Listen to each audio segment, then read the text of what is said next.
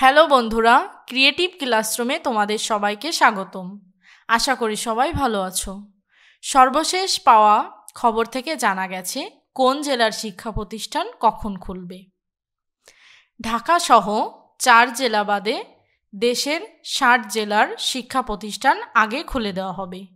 পরিস্থিতি দেখে রবিবার থেকে পর্যায়ক্রমে এসব জেলার প্রতিষ্ঠান খুলে দেওয়া হবে।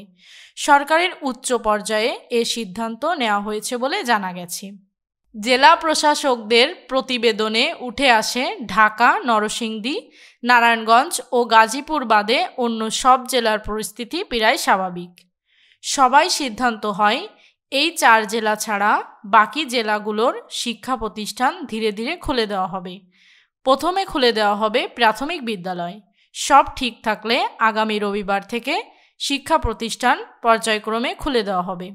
ওই বৈঠকে অংশ নেন আইনমন্ত্রী আনিসুল হক, স্বরাষ্ট্রমন্ত্রী আসাদুজ্জামান খান কামাল, শিক্ষামন্ত্রী মহিবুল হাসান চৌধুরী, প্রধানমন্ত্রীর উপদেষ্টা সালমান এফ রহমান এবং তথ্য ও সম্প্রচার প্রতিমন্ত্রী মোহাম্মদ আলী আরাফাত।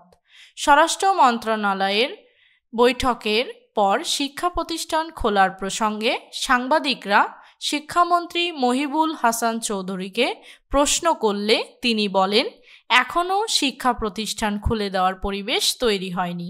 এ মুহূর্তে শিক্ষার্থীদের নিরাপত্তাই সবচেয়ে গুরুত্বপূর্ণ। শতভাগ নিরাপত্তা নিশ্চিত না হওয়া পর্যন্ত আমরা শিক্ষা প্রতিষ্ঠান খুলতে পারছি না।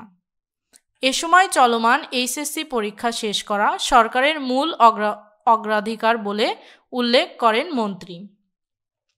অর্থাৎ এ থেকে তোমরা বুঝতে পারছো খুব দ্রুতই তোমাদের শিক্ষা প্রতিষ্ঠান খুলে দেওয়া হবে এবং মূল্যায়ন পরীক্ষা শুরু হবে।